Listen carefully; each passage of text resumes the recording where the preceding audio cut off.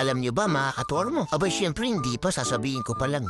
May natuklasan na naman akong bagong shortcut. Alam ko pamilyar kayo sa dinadaanan ko ngayon. Nandito nga pala tayo ngayon sa Tandang Sora Avenue at dito tayo magsisimula ng shortcut ko. Syempre medyo pabilisin muna natin yung video para hindi naman kayo maboring dyan. Dito nga pala mga katormo ay kumanan tayo sa Ramos Street. At alam niyo ba mga katormo, pagdaan ko dito, sakto pa nakasalubong ko yung kaibigan ko. Dapat shortcut. Oh. At tayo na nga natuklasan ko din yung shortcut niya. Dito din pala sila dumadaan. Kasi nga daw minsan traffic sa Visayas Avenue. Pag-iingat nga pala kayo kasi may magpapaalob ng mga itlog niyo dito, ayan.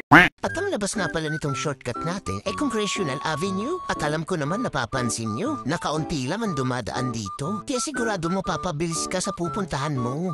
Kaso kapag may kasalubong kayo malalaking sasakyan, abay gumilid lang kayo. Huwag kang piling lokal.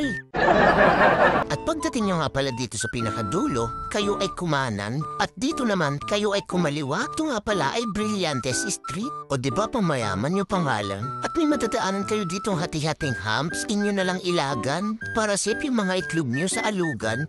Ito nga palang ating likuan ay San Felipe Street. At pagkaliwa nyo naman dito ay San Beda Street. At dito ay matatanaw nyo na ang Congressional Avenue. Pag kayo ay kumanan, papuntayang Mindanao Avenue to Muñoz. Kapag kayo naman ay kumaliwa kagaya ng ginawa ko at inyo yung dinediretso papuntayang Luzon Avenue. So paano? Hanggang dito na lang muna ang shortcut natin. San kaya ang next natin shortcut? Comment mo naman. Let's go!